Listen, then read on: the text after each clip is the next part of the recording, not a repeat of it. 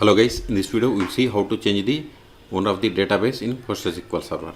To change the owner of the database, that logged in must be super user or the database owner, and the command used to change owner of the database is alter database command, or you can use the GUI method by using PGAdmin. Okay, so see, I have connected PostgreSQL from the PGAdmin. Also see here I have connected from the PSQL client and PGAdmin. Okay, see, I have connected PSQL from the PSQL client and PGAdmin. Okay, so \l is the command to verify list of databases. See, I have these two databases, pop and sales. Here also we got the same. Okay, so first we will see the by using GUI method. Right click on it, go to connection properties. See, I have connected by using Postgres user, which is the super user, or you can connect by using the owner of this database. Then only we will be able to change the owner of the database. Right click on it, properties, then see here database name, and see here owner. You can select the owner from this list. I want to change owner of this sales database to this David user. Then click on save. Now right click, properties. See, it is changed.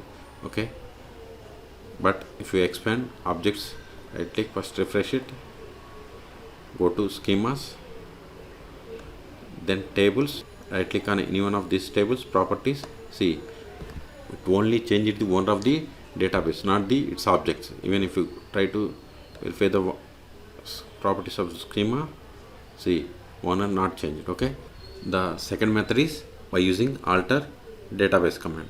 Go to the shell. Also see here sales of the database is Postgres. After change, now run again \l. See, owner change it to David. Just run \l sales.